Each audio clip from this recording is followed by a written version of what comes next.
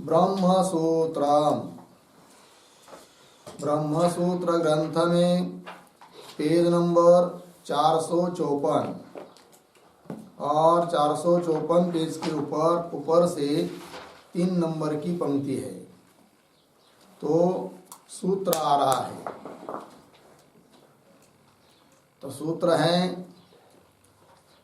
एतेन योगः प्रत्युक्तः।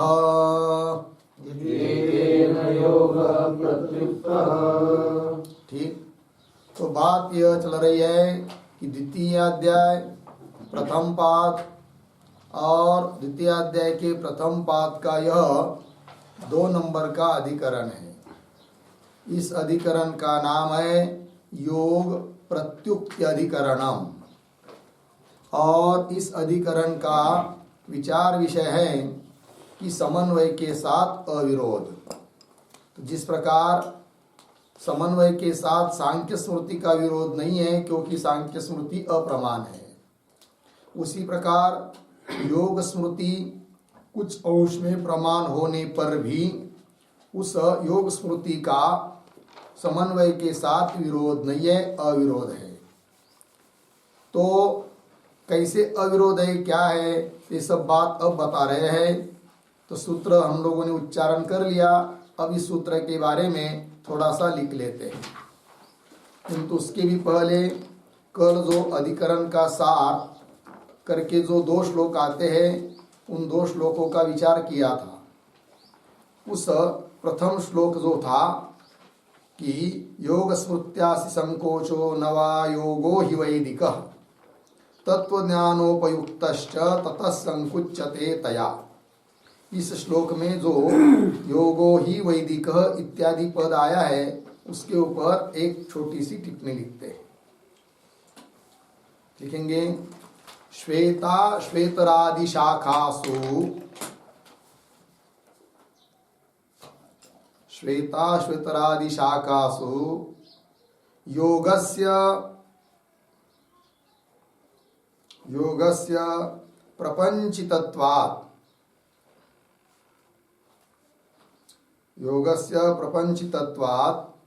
योगः वैदिकः इत्यर्थः। योगः वैदिकः इत्यर्थः, पूर्ण विराम हो गया।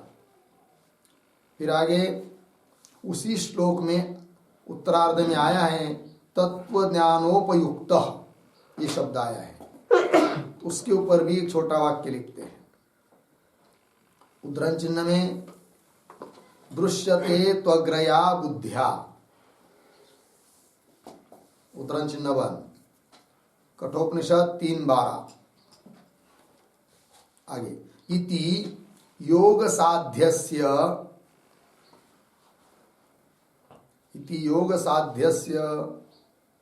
चित्तैकाग्र्यस्य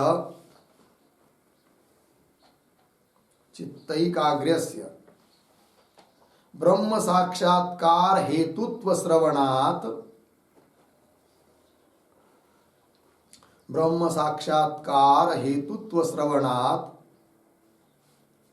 योगः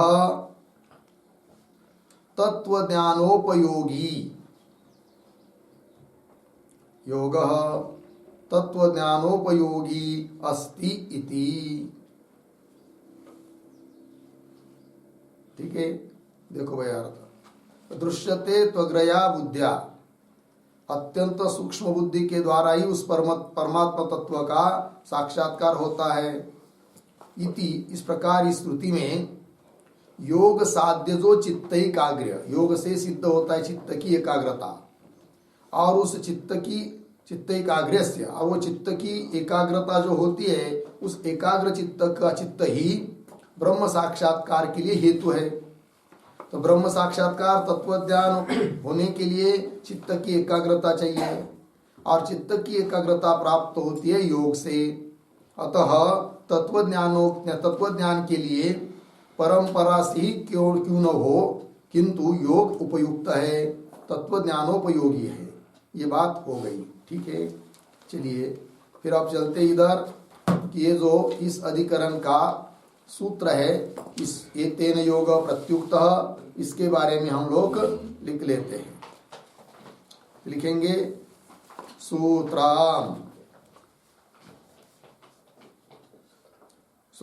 सूत्रावतरणम। सूत्रावतरणम बराबर प्रथमाध्याये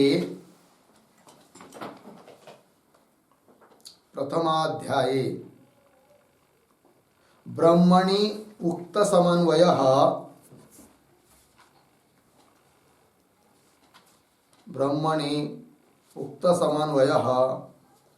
प्रधानवादी योग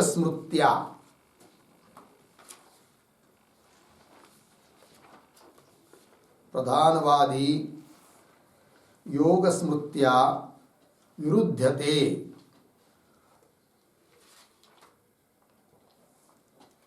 विरुध्यते इति पूर्वपक्षे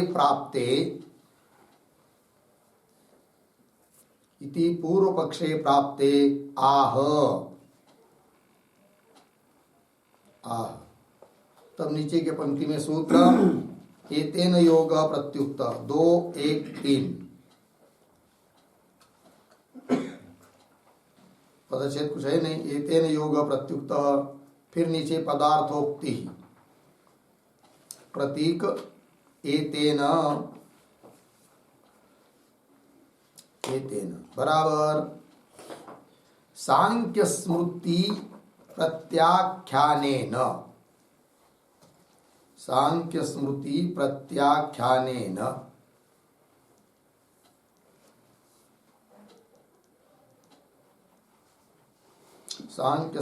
प्रत्याख्यानेन कौंस में लिखिए निराकरणेन।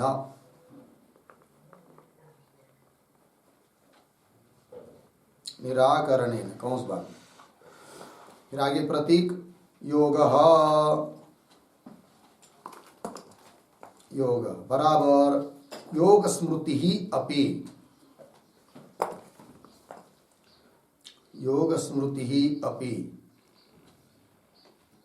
फिर आगे प्रतीक है प्रत्युक्तः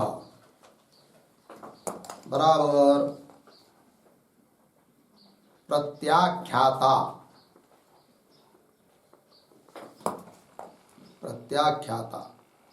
कौंस में लिखिए निराकृता। कौंस बंद।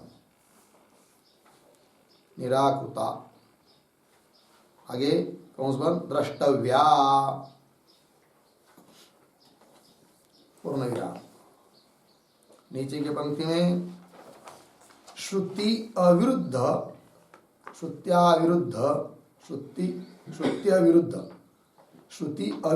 अष्टांग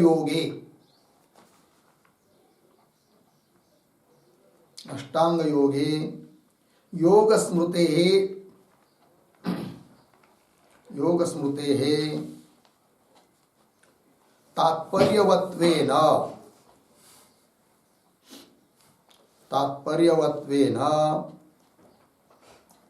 प्रामाण्ये अपि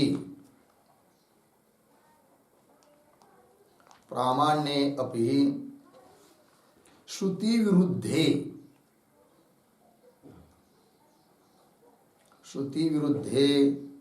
स्वतंत्र प्रधान कारणवादे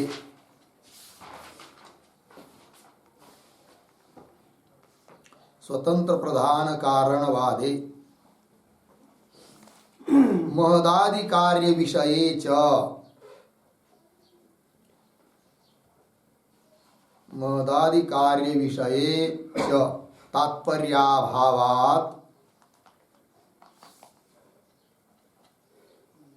तात्पर्याभावात् अप्रामाण्यम इति भावः।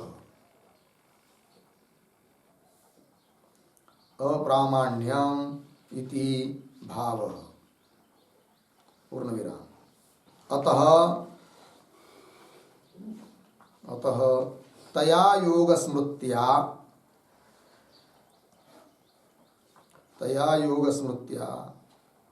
श्रुति सिद्ध समन्वयस्य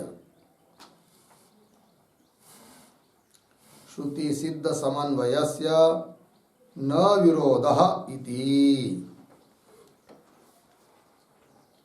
न विरोधः इति पूर्ण विराम।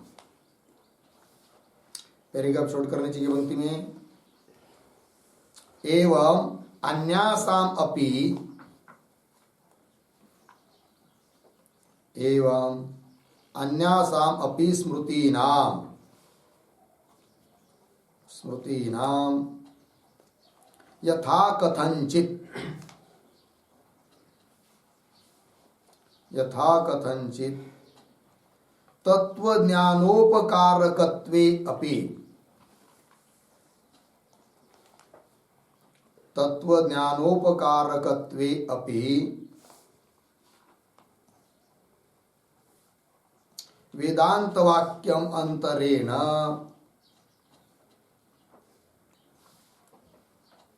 वेदांतवाक्यम अंतरेण तत्वज्ञानस्य, तत्वज्ञानस्य असंभवितत्वात्, तत्वज्ञानस्य असंभवितत्वात् तत्र तत्र निराकृतत्वं बोध्यम्, तत्र तत्र निराकृतत्वं बोध्यम्। ठीक है, देखो भाई आ रहा था। तो सूत्रावतरण में लिखा कि प्रथम अध्याय, पहले अध्याय में जो ब्रह्म में समन्वय बताया, तो वह समन्वय प्रधानवादी, प्रधान का ही प्रतिपादन करने वाला जो योग है अर्थात योग स्मृति, उस योग स्मृति से विरोध नहीं है समन्वय के साथ। इति पूर्व पक्षे, सॉरी विरोध है ऐसा कौन बोलता है? पूर्व पक्षी। क्या लिखा? प्रथमाध्याये ब्रह्मणि उक्त समन्वय प्रधानवादी योग स्मृत्या विरुद्धते। प्रधान का प्रतिपादन करने वाली जो योग स्मृति, उस योग स्मृति के साथ उस समन्वय का विरोध है कि नहीं? ऐसा पूर्व पक्षी प्राप्त होता है। अर्थात योग शास्त्रकार जो कह रहे हैं प्रधान ही जगत का कारण है, वैसा ही मानना चाहिए। ब्रह्म को जगत का कारण नहीं मानना चाहिए और सभी वेद वाक्यों का तात्पर्य ब्रह्म में है, ऐसा नहीं मानना चाहिए, ऐसा कहना चाहता है पूर्व पक्षी। तब उसका खंडन करने के लिए सूत्र आया, ये अतिदेश सूत्र है। तो कहते हैं एतेन योग प्रत्युक्तः। एतेन मतलब क्या? तो पदार्थोक्ति में लिखा है कि एतेन मतलब सांख्य स्मृति प्रत्याख्यानेन। पीछे के अधिकरण में सांख्य स्मृति का खंडन किया, निराकरण किया, अर्थात सांख्य स्मृति का विरोध हो नहीं सकता है ब्रह्म समन्वय के साथ, क्योंकि सांख्य स्मृति कोई प्रमाण नहीं है, इस बात को बताया। उसी प्रकार उस खंडन से ही इसका भी खंडन समझ लेना चाहिए। अतः योग का खंडन करने के लिए अलग से कोई युक्ति और प्रमाण देने की जरूरत नहीं है।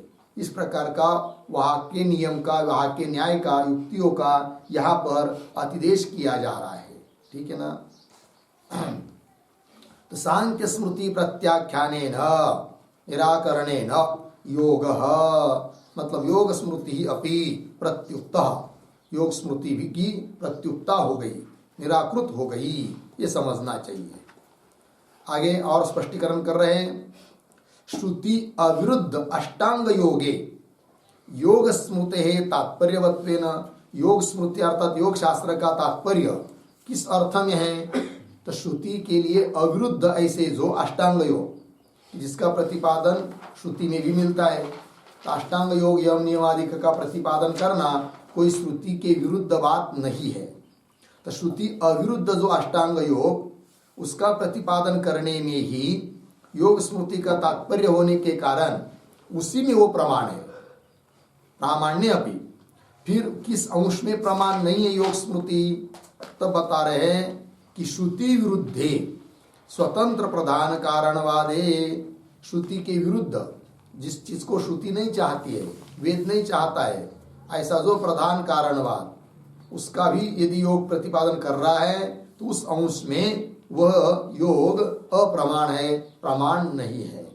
वही कह रहे श्रुति विरुद्धे सत स्वतंत्र प्रधान कारणवादे और महदादि कार्य विषय, महदादि जो अप्रसिद्ध कार्य को बताया है उसमें भी तात्पर्य अभावात, योग का तात्पर्य उसमें नहीं है।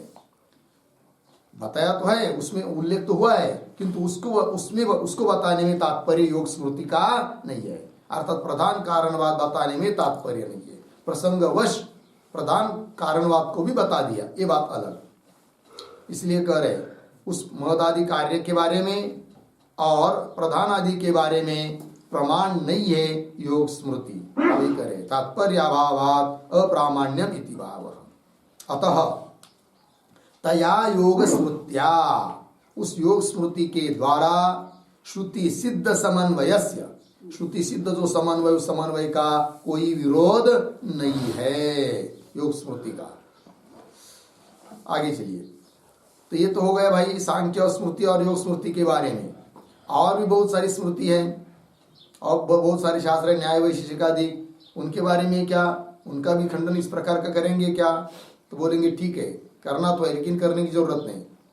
इनका खंडन कर दिया सांख्य और योग का, उनका भी खंडन इसी से समझना चाहिए, वही दे रहे। एवं अन्यासामपि स्मृति नाम, अन्य जो स्मृतियां है उनका भी यथा कथनचित किंचित थोड़ा बहुत प्रमाण में तत्व ज्ञान उपकारकत्वेपि, तत्व ज्ञान के लिए उपकारक होने पर भी, जैसे योग स्मृति कुछ अंश में है नहीं, जो अष्टांग योग बताया है उसको लेकर तत्व ज्ञान के लिए उपयोगी है, उस प्रकार अन्य स्मृति भी यथा कथनचित यत्किंचित अंश से प्रमाण तत्व ज्ञान का उपकारक होने पर भी वेदांत, हाँ क्या करे, तत्व ज्ञानोपकारकत्वे अपि वेदांत वाक्यम अंतरेण, किंतु वेदांत वाक्य के बिना तत्व ज्ञान से असंभवितत्वात्, तत्व ज्ञान उत्पन्न ही नहीं हो सकता है। तत्व ज्ञान होने के लिए वेदांत का ही श्रवण करना पड़ेगा, अन्य स्मृति अर्थात अन्य शास्त्र कुछ काम के नहीं है, भले यत्किंचित रूप से उपकारक हो रहे तो भी। तत्व ज्ञान से असंभवितत्वात् तत्र तत्र निराकृतत्वम बोध्यम, उस अंश में उनका निराकरण ही समझना चाहिए। हो गया ना। एवं अन्यासमपि स्मृतीनां यथा कथंचित तत्व ज्ञानोपकारकत्वे अपि वेदांत वाक्यम अंतरेण तत्व ज्ञानस्य असंभवितत्वात् तत्र तत्र निराकृतत्वम बोध्यम। हो गया। आइए फिर अब ये हो गया भाई सूत्र का अर्थ। अब इस सूत्र के ऊपर जो भाष्य है, इस भाष्य को पढ़ते हैं। एतेन सांख्य स्मृति प्रत्याख्यानेन योग स्मृति अपि प्रत्याख्याता द्रष्टव्या इति अतिदिशति। ठीक है, देखो भाई, एतेन, एतेन यह प्रतीक है, सूत्रस्थ पद है, उसका अर्थ कर रहे सांख्य स्मृति प्रत्याख्यानेन। ठीक है ना, सांख्य स्मृति का निराकरण कर देने से, प्रत्याख्यान खंडन निराकरण करने से क्या हुआ, योग स्मृति अपि प्रत्याख्याता निराकृता, योग स्मृति का भी निराकरण समझ लेना चाहिए। प्रत्याख्याता द्रष्टव्या इति अतिदिशति, इस प्रकार से अतिदेश कर रहे हैं, अर्थात वहाँ जो बात बताई वह यहाँ पर भी समझनी चाहिए, ऐसा कह रहे, इसी को कहते अतिदेश। अन्यत्र श्रुतस्य अन्यत्र संबंध अतिदेश। चलिए भाई आगे। तत्रापि श्रुति विरोधेन प्रधानम स्वतंत्रम एव कारणम महदादीनि च कार्याणि अलोक वेद प्रसिद्धानि कल्प्यन्ते। ठीक है, शब्दों का थोड़ा अन्वय। तत्रापि एक शब्द छोड़कर आगे, प्रधानम स्वतंत्रम एव कारणम, पुनः 2-3 शब्द छोड़कर आगे, अलोक वेद प्रसिद्धानि, उसके पीछे महदादीनि च कार्याणि। फिर शुरू में श्रुति विरोधेन, अंतिम में कल्प्यन्ते। तत्रापि कल्प्यन्ते, योग स्मृति में भी कल्पना की गई है, श्रुति विरुद्ध बात की कल्पना की गई है। कौन सी श्रुति विरुद्ध बात की कल्पना की है योग स्मृतिकार ने? क्या इसी बात की कल्पना की है कि जो लोक और वेद में प्रसिद्ध नहीं है? वो कौन? तो स्वतंत्र रूप से प्रधान को कारण मानना और महदादिक कार्य का कथन करना जो कि प्रसिद्ध नहीं है। तो शब्द से देखिए एक बात, तत्रापि उस योग स्मृति में भी क्या जी? तो प्रधानम स्वतंत्रम एवं कारणम, प्रधान को स्वतंत्र रूप से जगत का कारण माना है उन्होंने सांख्यों की तरह। यह बात भी क्या वेद विरुद्ध है? स्वतंत्रम एवं कारणम। और अलोक वेद प्रसिद्धानि महदादिनी कार्याणि, महदादिनी कार्याणि का विशेषण है अलोक वेद प्रसिद्धानि, अर्थात जो लोक में और वेद में प्रसिद्ध नहीं है ऐसे महदादि कार्यों का भी प्रतिपादन किया है। कार्याणि श्रुति विरोधेन, जो कि श्रुति में नहीं कहा है, तो श्रुति विरोधेन कल्प्यन्ते तत्रापि, उस योग स्मृति में भी इस प्रकार की कल्पना की गई है। लगा इतना? आगे चलिए। ननु एवं सती समान न्यायत्वात् पूर्वेण एव तद्गतम् किमर्थम पुनः अतिरिष्यते। आक्षेप। तो ये जो चालू हुई पंक्ति ननु इत्यादि, तो ननु इत्यादि के ऊपर लिखिए आक्षेप।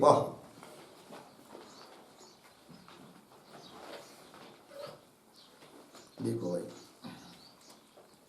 तो क्या आक्षेप कर रहे हैं? ननु एवं सती, मिल गया? एवं सती, एवं सती मतलब एवं सती शब्द का अर्थ लिखिए। एवं सती बराबर सांख्य योग स्मृत्यो हो, सांख्य योग स्मृत्यो हो अर्थ साम्ये सती, अर्थ साम्ये सती इत्यर्थः। ठीक?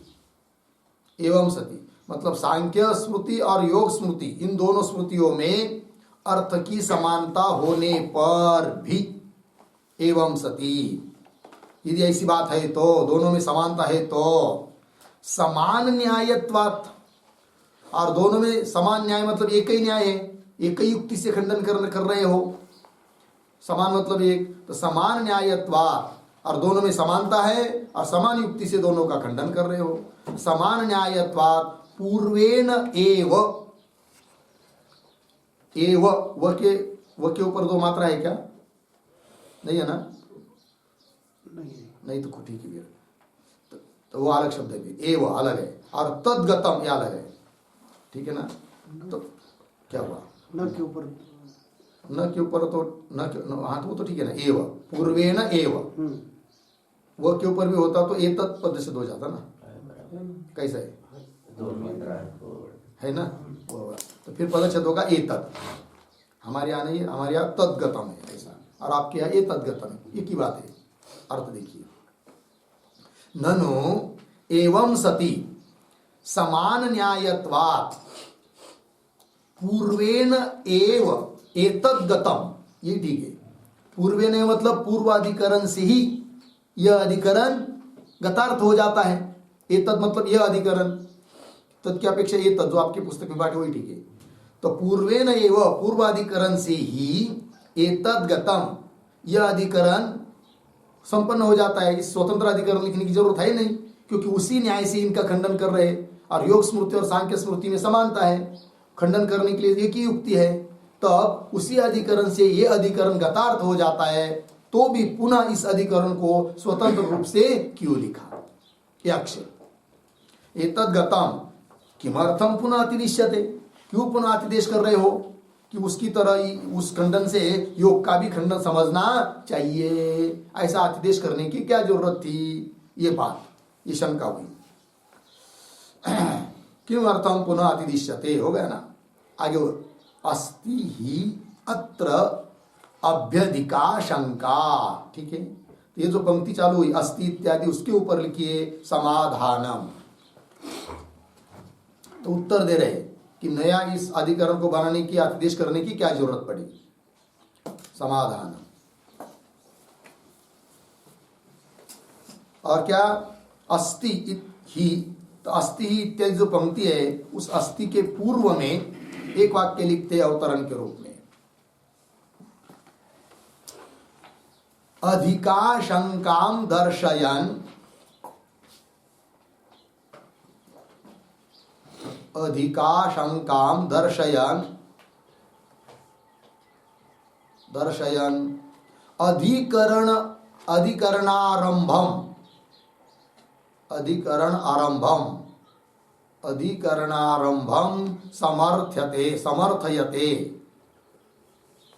समर्थयते अस्ति इति। ठीक, तो यहां पर अधिक एक शंका हो जाती है, इसलिए ये नया अधिकरण करना पड़ा। तो कौन है वो अधिक शंका? तो उस अधिक शंका को दिखाते हुए, अधिक शंकाम दर्शयन दिखाते हुए, अधिकरण आरंभम समर्थयते, अधिकरण का आरंभ करना, नया आरंभ, नया अधिकरण लिखना उचित ही है, इस बात को बता रहे हैं अस्ति इत्यादि पंक्ति के द्वारा। ठीक है, तो देखो भाई एक एक बात। अस्ति ही अत्र अभ्यधिका शंका, ही अत्र अभ्यधिका शंका अस्ति। अभ्यधिका शब्द का अर्थ होता है अधिक शंका, अधिक आशंका, या एक अधिक शंका हो जाती है, आशंका हो जाती है, इसलिए उसका निराकरण करने के लिए ये नया अधिकरण की आवश्यकता है, ये बात बता रहे हैं। तो बोलेंगे फिर बताओ फिर कौन वो नया आशंका हो सकती है, वो सब बात तो कह रहे आगे। सम्यक दर्शनाभ्युपायो अभ्युपाय ही योग वेदे विहितः। ठीक है, ये जो पंक्ति चालू हो रही है सम्यक दर्शन इत्यादि, उसके पूर्व में भी एक वाक्य लिखते हो तरह, ताम एव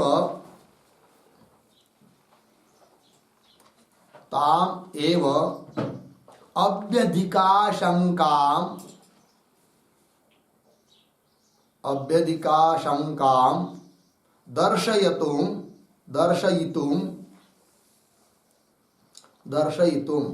आदौ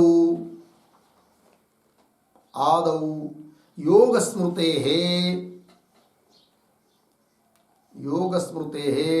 श्रुति मूलत्वम आह, श्रुति मूलत्वम आह सम्यक इति। ठीक है, देखो भाई अर्थ। तो पीछे के वाक्य में कहा था कि अधिकरण नया बनाने की जरूरत इसलिए कि यहां अधिक शंका है। फिर प्रश्न उठता है कि वो अधिक शंका कौन है? तो उसी अधिक शंका को दिखाने के लिए पहले आदौ योग स्मृते श्रुति मूलत्वम आह, योग स्मृति, योग शास्त्र श्रुति मूलक है, इस बात को भगवान भाष्यकार दिखा रहे हैं। वो दिखाने के बाद फिर अधिक शंका क्या हो जाती है उस बात को दिखाएंगे। फिर उस अधिक शंका का निराकरण करने के लिए इस नया अधिकरण का आरंभ करना उचित है, इस बात को बताएंगे। एक एक बात देखिए फिर। तो सबसे पहले अब योग स्मृति श्रुति मूलक कैसी है इस बात को बता रहे हैं। पूर्व पक्ष के मुख से भगवान भाष्यकार कह रहे हैं, सम्यक दर्शनाभ्युपायो ही योगः वेदे विहितः। कैसा पढ़ेंगे अन्वय? वेदे सम्यक दर्शन अभ्युपाय ही योगः विहितः। वेदे, वेद में सम्यक दर्शन अभ्युपाय, मतलब सम्यक दर्शन अभ्युपाय शब्द का अर्थ लिखिए साक्षात्कारस्य साधन रूपः,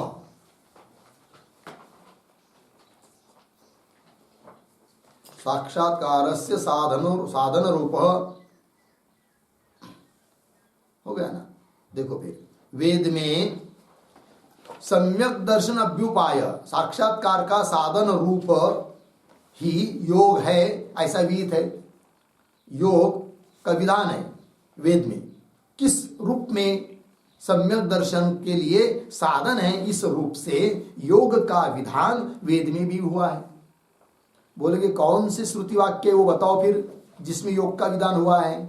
तब बता रहे आगे, श्रोतव्यो मंतव्यो निधिध्यासितव्य इति।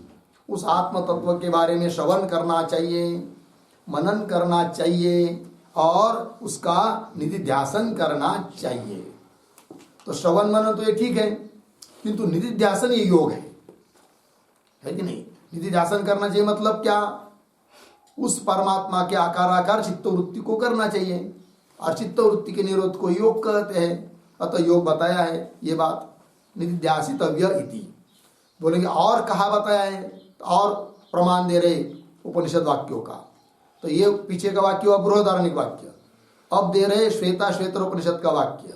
वो क्या है, त्रिरुन्नतम स्थाप्य समम शरीरम इत्यादिना च आसनादि कल्पना पुरस्सरम बहु प्रपंचम योग विधानम श्वेताश्वेतरोपनिषदि दृश्यते। ठीक है, तो वेद में बताया हुआ है योग को, वही कह रहे फिर प्रमाण देकर। तो क्या प्रमाण दे रहे हैं, त्रिरुन्नतम। तो त्रिरुन्नतम यहां से लेकर दृश्यते तक जो शब्द पढ़े हैं उनका अन्वय, या श्रुति का वाक्य का ही शब्दों का ही अन्वय करेंगे। आगे सरल ही है, तो कैसा पढ़ेंगे, त्रिरुन्नतम शरीरम, दो शब्द छोड़कर आगे शरीरम, उसके पीछे समम और पीछे स्थाप्य, फिर आगे इत्यादि ना, आगे सरल है। तो त्रिरुन्नतम शरीरम, शरीरम का विशेषण है त्रिरुन्नतम, तीन है ऊंचे जिसके, सरल एक रेशा में, ऐसा दो शरीर उसको समान रूप से स्थापित करके। तो तीन है उन्नत जिसके, तीन कौन, तो वक्षस्थल, छाती, ग्रीवा और शीर, ये उन्नत रखना पड़ते हैं। ठीक है ना। तो त्रिरुन्नतम शरीरम समम स्थाप्य ऐसा बताया है। तो त्रिरुन्नतम क्या है, उस पर एक वाक्य लिखिए। त्रिरुन्नतम शब्द का अर्थ त्रीणी, त्रीणी उरो ग्रीवा शिरांसी, उरो ग्रीवा शिरांसी उन्नतानि यस्मिन्, उन्नतानि यस्मिन् शरीरे त्रिरुन्नतम शरीरम, त्रिरुन्नतम शरीरम। हो गया अर्थ देखिए भाई। त्रीणी, तीन कौन, उरो, उर मतलब छाती वक्षस्थल, ग्रीवा मान और शिरांसी सिर, ये तीन है उन्नत जिसमें, जिस शरीर में, उस शरीर को कहेंगे त्रिरुन्नतम शरीरम। ठीक है, आइए मूल में।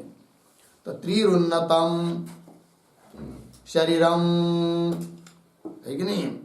ऐसे शरीर को समम स्थाप्य, समान भाव से रखकर योग करे, ऐसा वहां पर श्वेताश्वेतरोपनिषद में बताया है।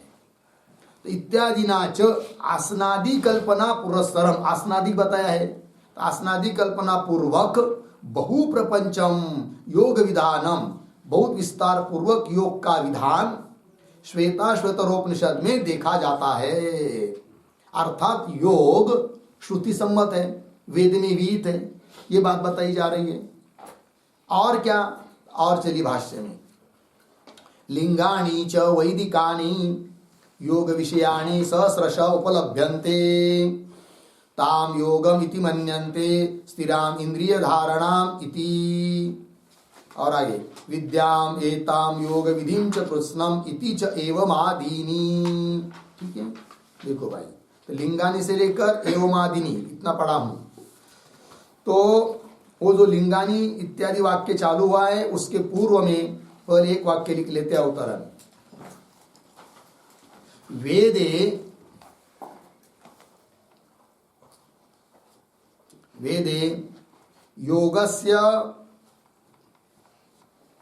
केवलम विधि न केवलम विधि न अर्धविराम किंतु योगस्य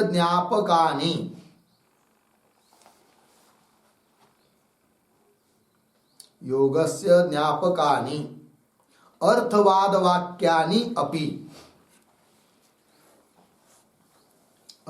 वाक्यानि अपि सन्ति इति आह लिंगानि इति।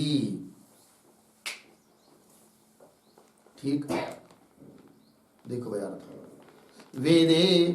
वेद में योगस्य केवलम विधि न, वेद में योग की केवल विधि ही है ये बात नहीं, किंतु योगस्य ज्ञापकानि अर्थवाद वाक्यानि, योग को ज्ञापित करने वाले अर्थवाद वाक्य रूप लिंग भी बहुत सारे मिल जाते हैं वेद में। अर्थवाद वाक्यानि अपि सन्ति इति आह, इस बात को ही बता रहे लिंगानि इत्यादि पंक्ति के द्वारा। तो आइए तो थोड़ा शब्दों का अन्वय करेंगे। तो जो श्रुति आई है ना कठोपनिषद, ताम योगम इत्यादि, पहले वहां आ जाएंगे। ताम, दो शब्द छोड़कर आगे, स्थिराम इंद्रिय धारणाम, पीछे योगम इति मन्यन्ते, योगम इति मन्यन्ते, फिर आगे इति, फिर एक शब्द छोड़कर आगे एताम, श्रुति में एताम, उसके पीछे विद्याम, एताम विद्याम, आगे च कृत्स्नम, उसके पीछे योग विधिम, च कृत्स्नम योग विधिम, आगे इति च एवमादीनि, इति च एवमादीनि, उसके बाद प्रथम वाक्य में आइए, योग विषयाणि सहस्रशः, योग विषयाणि सहस्रशः, उसके पीछे वैदिकानि, उसके पीछे लिंगानि च, फिर पहले वाक्य में अंतिम का शब्द उपलभ्यन्ते, लिंगानि च उपलभ्यन्ते, हो गया। देखो भाई अर्थ, तो दो श्रुति दिया है, ताम स्थिराम इंद्रिय धारणाम योगम इति मन्यन्ते, उस स्थिर इंद्रिय धारणा को योग ऐसा कहते हैं, योगम इति मन्यन्ते, एक बात हो गई। और एताम विद्याम च कृत्स्नम योग विधिम, इस विद्या और संपूर्ण योग विधि को, ये भी बताया है योग विधि ऐसा उल्लेख आया है। इति च एवमादीनि, इस प्रकार के, क्या जी, योग विषयानि, योग विषयक सहस्रश हजारों वैदिकानि लिंगानि उपलभ्यन्ते, हजारों वैदिक लिंग वेद में आए हुए अर्थवाद रूप चिन्ह योग के बारे में मिल जाते हैं। जैसे कि उदाहरण के रूप में दो श्रुतियों का उल्लेख यहां पर किया है, अर्थात योग का प्रतिपादन वेद में हुआ है, ये इस बात की पुष्टि की जा रही है। अब ताम योगम इति मन्यन्ते स्थिराम इंद्रिय धारण में पड़ा है ना, तो उसका अर्थ लिख लेंगे थोड़ा सा उस श्रुति का। ताम स्थिराम, ताम स्थिराम बराबर एकाग्र लक्षणाम, एकाग्र लक्षणाम इंद्रिय धारणाम, इंद्रिय धारणा, योग आगे योग विदः, योग विदः, फिर प्रतीक योगम, योगम बराबर परमम तपः, परमम तपः इति मन्यन्ते, ये उसका अर्थ हुआ, इति मन्यन्ते।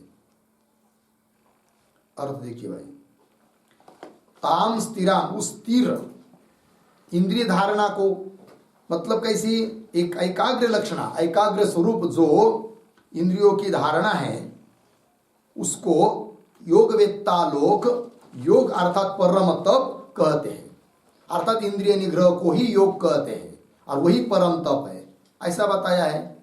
अर्थात उसी को योग का मतलब योग का प्रतिपादन हुआ है, ये बात हुई।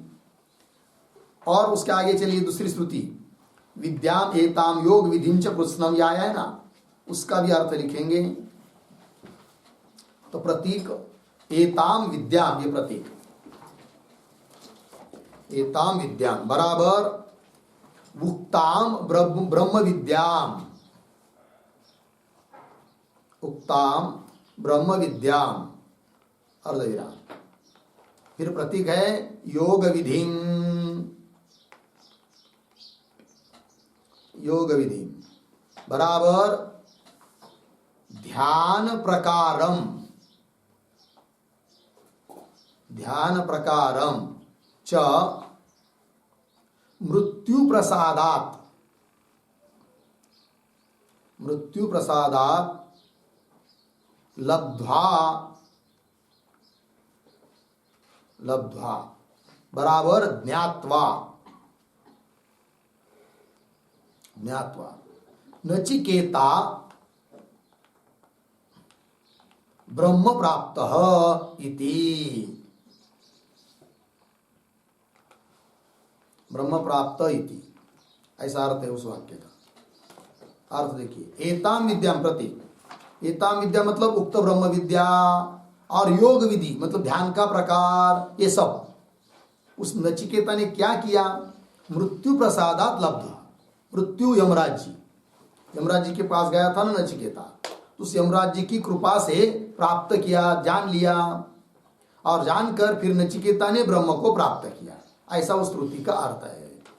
ठीक है, तो कहने का तात्पर्य उसमें भी योग विधि बताई गई है। ठीक है, तो लिंग मिल रहे हैं योग का कथन करने वाले। ठीक, इति चेवमादिनी सहस्रश योग विषयाणि वैदिकानि लिंगानि उपलभ्यन्ते, ये बात बता दी, हो गया। फिर आगे चलिए, योग शास्त्रे अपि, केवल वेद में ही योग का निर्देश है, योग का उल्लेख है, ऐसी बात नहीं। योग शास्त्रे में भी क्या कहा है तो बता रहे, योग शास्त्रे अपि अथ तत्वदर्शनोपाय योग इति सम्यक दर्शन अभ्युपायत्वेन एव योग अंगीक्रियते। ठीक है जी, योग शास्त्रे भी योग अंगीक्रियते, योग शास्त्र में भी योग का अंगीकार किया गया है।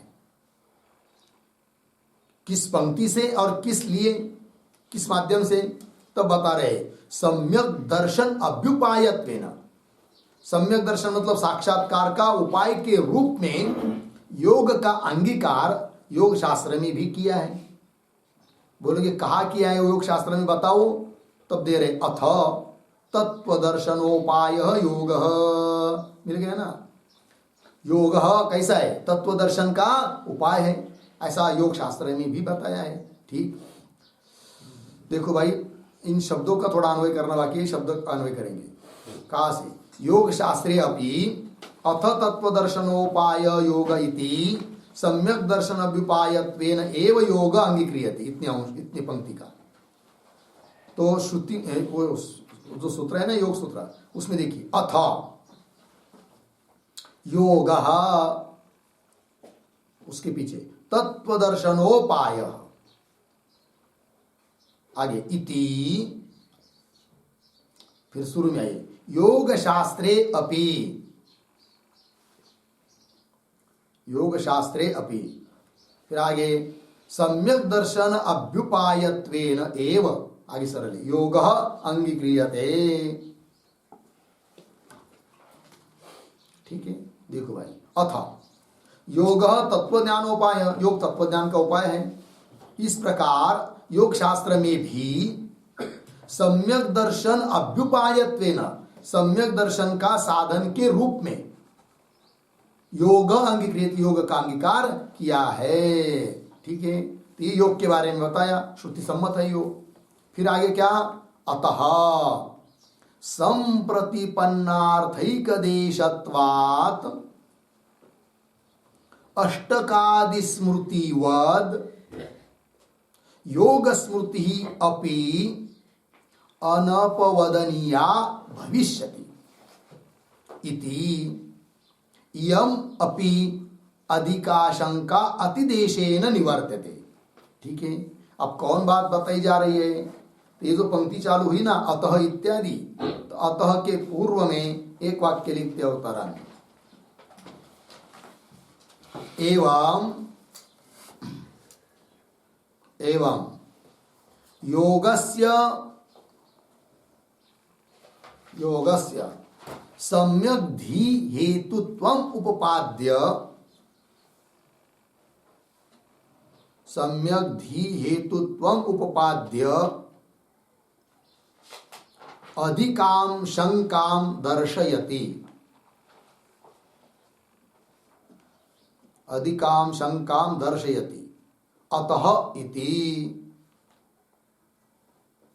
ठीक है, अर्थ देखिए भाई, एवं इस प्रकार योगस्य सम्यक धी हेतुत्व उपाद्य, क्योंकि अतः इसके पूर्व में वाला जो वाक्य है उसमें यही बात बताई कि सम्यक दर्शन के उपाय के रूप में योग अंगीकार किया गया है, अर्थात सम्यक दर्शन का तत्व साक्षात्कार का उपाय है कौन? योग। इस बात को बताकर अब वो अधिक शंका को बता रहे हैं। मूल बात क्या चल रही थी? तो सांख्य वो पीछे के अधिकरण से ही इस अधिकरण का अर्थ हो सकता है, तो नया अधिकरण करने की जरूरत क्या थी? तो बताया कि नहीं यहाँ अधिक शंका है। फिर कौन अधिक शंका है वो बताना पड़ेगा कि जिसका निराकरण करने के लिए नया अधिकरण किया। तो अधिक शंका बताने के पहले वेद मूलक है कौन? योग, इस बात को बताया। फिर योग शास्त्र में भी योग का वर्णन है और सम्यक दर्शन का उपाय करके योग को बताया है, इस बात को अभी तक बताया। अब सम्यक दर्शन का उपाय के रूप में योग को बताने के बाद अब वो अधिक शंका कौन है इस बात को बता रहे हैं कि जिसका निराकरण करने के लिए यह अलग अधिकरण करना पड़ा। तो वही दिया उत्तरण में आपके, एवं योगस्य सम्यक दी हेतुत्व उपपाद्य, सम्यक ज्ञान के लिए साक्षात्कार के लिए हेतु है, उपयोग है योग का, ऐसा खत्म करके अधिकाम शंकाम दर्शयति, वो अधिक शंका कौन है इस बात को अब दिखा रहे हैं। पंक्ति को देखिए, अतः संप्रतिपन्न अर्थैक देश, और आगे अष्टकादि स्मृतिवत दृष्टांत है। फिर आगे योग स्मृति अपि अनपवदनीय अनिराकरणीय, उसका निराकरण नहीं करना नहीं हो सकता। क्यों? संप्रतिपन्न अर्थैक देशत्वात्, मतलब योग स्मृति में जो भी बात वर्णन की गई है उसमें से अष्टांग योगादिक जो एक अर्थ वो प्रमाणभूत होने के कारण उसी योग स्मृति का द्वितीय भाग जो तत्व उपदेश प्रधान आदि की कारणता बताई है वो भी प्रमाण होना चाहिए। यदि एक बात प्रमाण है तो वो भी प्रमाण है फिर, और वो उस अर्थ में भी प्रधान कारणवाद में भी यदि प्रमाण है योग स्मृति, तो उसी से योग स्मृति से वेद समन्वय का संकोच मानना चाहिए, वेद समन्वय के साथ विरोध मानना चाहिए। ब्रह्म समन्वय कहा ना पहले अध्याय में, संकोच मानना चाहिए, अर्थात ब्रह्म में वेद का तात्पर्य ऐसा न मानकर प्रधान कारणवाद में ही वेद का तात्पर्य है ऐसा कहना चाहिए। इस प्रकार की अधिक शंका।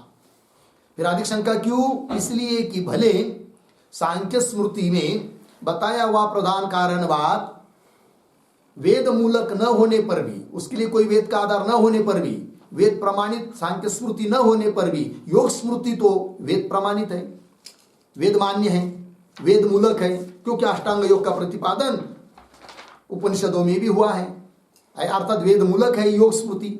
इसलिए योग स्मृति प्रमाण होने के कारण उसी योग स्मृति में भी कहा हुआ है प्रधान कारणवाद, अतः उसके अनुसार ही समन्वय को मानना चाहिए, प्रधान कारणवाद को ही मानना चाहिए, ब्रह्म कारणवाद को नहीं मानना चाहिए। अधिक शंका।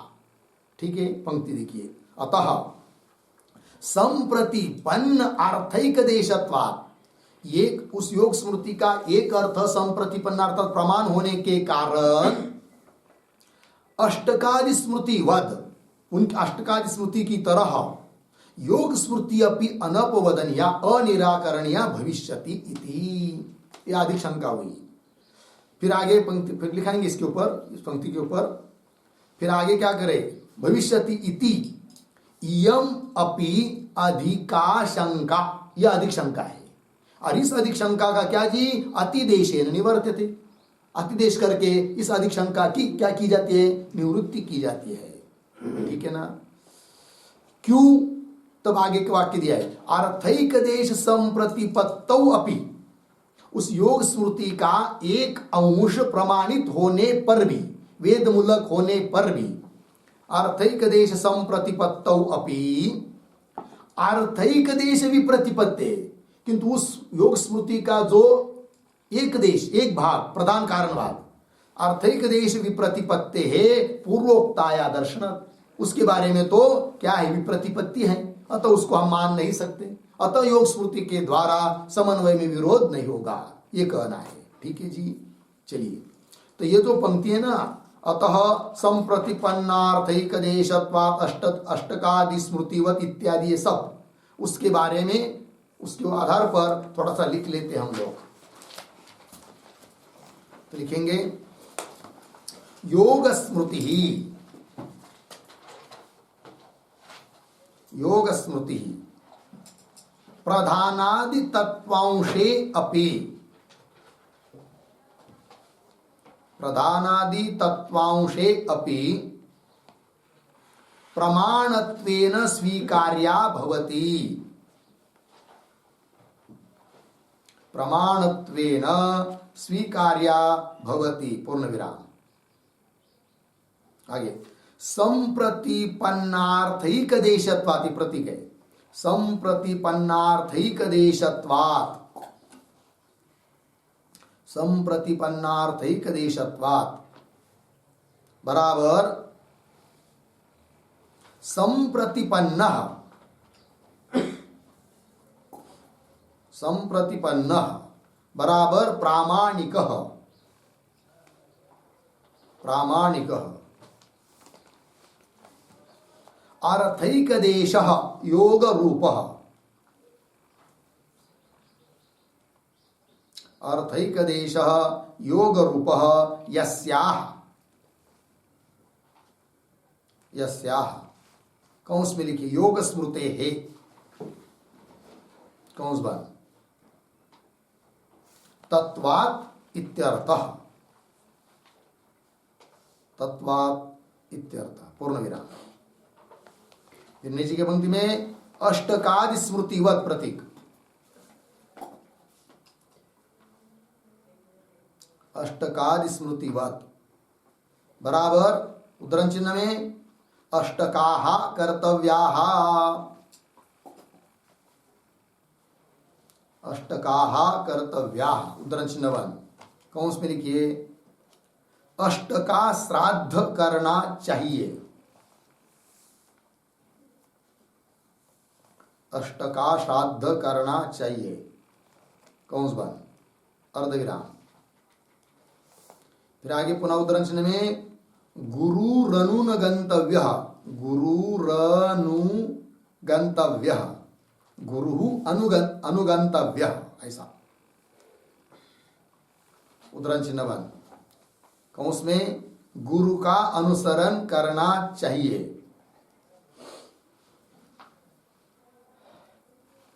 गुरु का अनुसरण करना चाहिए, कौंस बंद। आगे, इत्यादि स्मृति नाम, इत्यादि स्मृति नाम वेद अविरुद्धार्थकत्वात्, वेद अविरुद्धार्थकत्वात् मूल श्रुति अनुमानेन,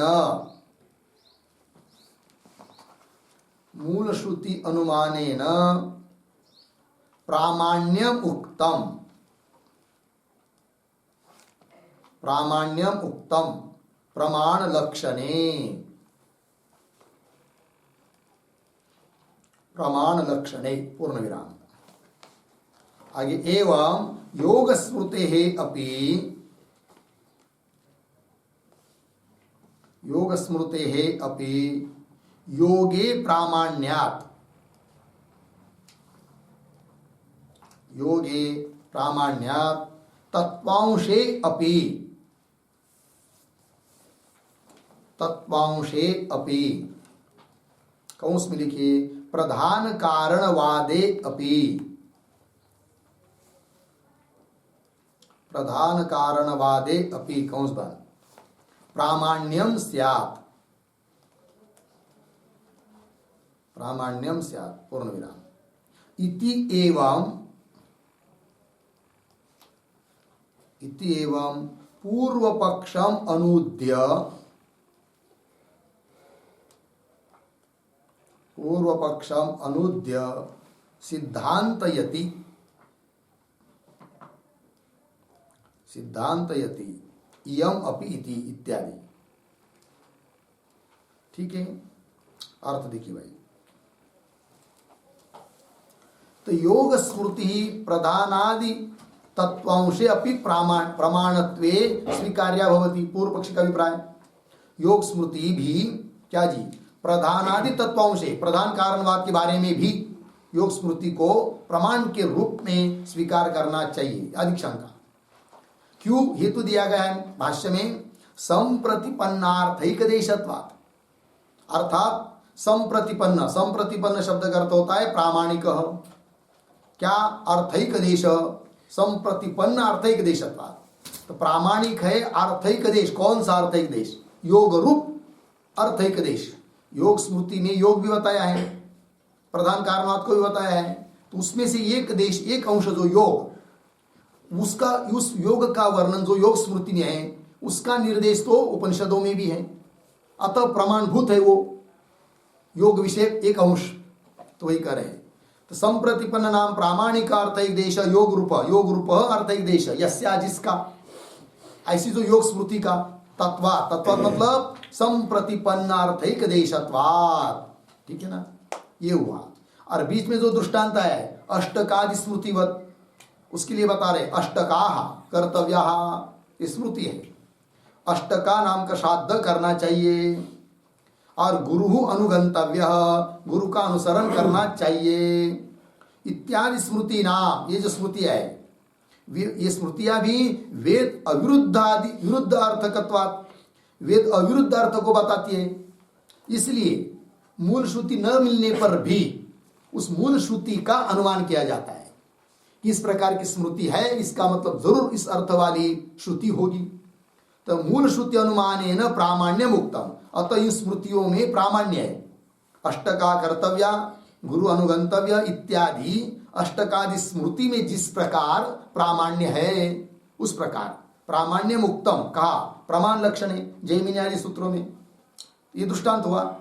एवं योग स्मृति अपि, योग स्मृति भी क्या, योगे प्रामाण्या, योग स्मृति भी योग अंश में, योग इतने भाग में प्रमाण होने के कारण तत्वांशे अपि, तत्वांशे अपि प्रधान कारणवाद के बारे में भी प्रामाण्यम से प्रमाण होनी चाहिए। ये पूर्व पक्षी का अभिप्राय हुआ। इत्येवं पूर्व पक्षम अनुद्य, इस प्रकार पूर्व पक्ष का अनुवाद करके अब सिद्धांत बता रहे भाष्य में इयम इत्यादि पंक्ति से। ठीक है, तो देखिए पुनः उस पंक्तियों को पढ़ता हूं। अतः संप्रतिपन्नार्थैक देशत्वात्, हेतु है, इसका विवेचन लिख के दिया आपको। अर्थात योग स्मृति का एक देश, योग भाग संप्रतिपन्न प्रामाणिक होने के कारण अष्टकादि स्मृति की तरह योग स्मृति अपि अनपवदनीय, अनिराकरणीय, उसका निराकरण नहीं करना चाहिए, अर्थात उसको प्रमाण मानना चाहिए, है कि नहीं? तो एक अंश में प्रमाण है तो दूसरे अंश में भी उसको प्रमाण मानना चाहिए, ये पूर्व पक्षी का अभिप्राय रहता है। तो योग स्मृति अपि अनपवदनीय भविष्यति, होगी इति, यह अनुवाद हुआ। फिर आगे करे यम अपि अधिकाशंका, यह अधिक शंका है पूर्व पक्षियों की, है कि नहीं? अधिक शंका क्या, तो योग स्मृति एक अंश में प्रमाण है, दूसरे अंश में भी प्रमाण होनी ही चाहिए, यह अधिक शंका। अधिकाशंका, और उस अधिक शंका का निवारण किया जा रहा है अतिदेश से। तो अतिदेशेन निवर्तते, किम निवर्तते, अधिकाशंका निवर्तते, उस अधिक शंका की निवृत्ति की जा रही है। केन? अतिदेशेन, एतेन योगः प्रत्युक्तः, ऐसा अतिदेश करके सांख्य स्मृति का निराकरण हुआ, उससे भी योग का भी निराकरण समझना चाहिए, यह अतिदेश।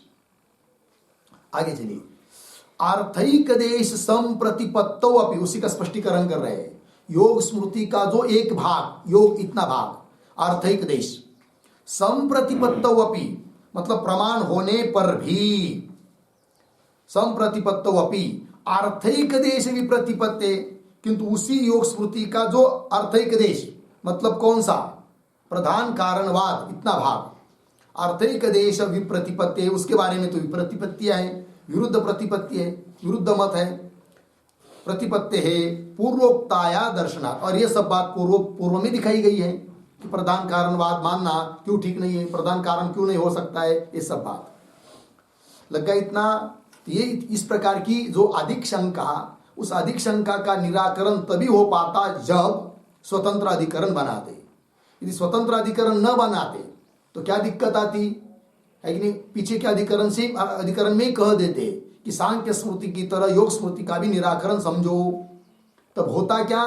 तो उस योग स्मृति में जो एक अंश है अष्टांग योग वगैरह, उसका भी निराकरण हो जाता, फिर वो तत्व ज्ञान के लिए उपयोगी जबकि माना गया है उसका भी खंडन हो जाता, किंतु उसका खंडन तो नहीं होना चाहिए था और प्रधानवाद का खंडन तो होना चाहिए, इसलिए नया अधिकरण करना पड़ा।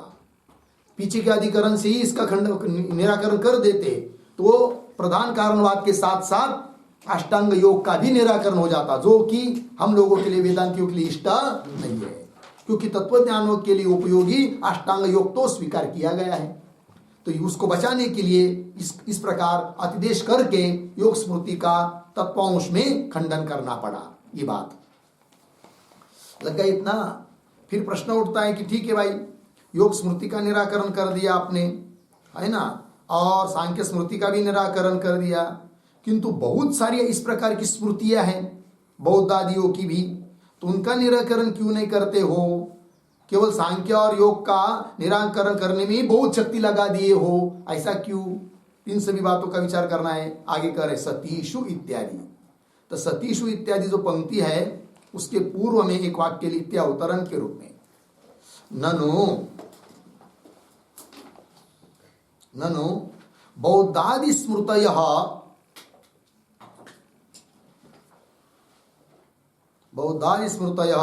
अत्र किम इति न निराकृताः,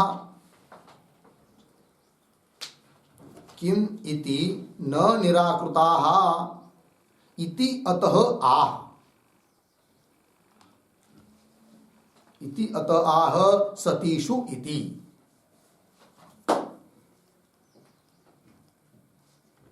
ठीक है, देखो भाई अर्थ, कोई शंका करेगा कि बौद्धादि स्मृतियां भी यहां पर क्यों उनका निराकरण नहीं किया, किम इति न निराकृताः, ऐसी यदि कोई शंका करता है तो उस शंका का उत्तर दे रहे भगवान भाष्यकार सतीषु इत्यादि पंक्ति के द्वारा, किंतु उसका विचार हम लोग आगे का विचार कल करते हैं। ओम पूर्णमदः पूर्णमिदं पूर्णात् पूर्णमुदच्यते पूर्णस्य पूर्णमादाय पूर्णमेवावशिष्यते। ओम शांति शांति शांति।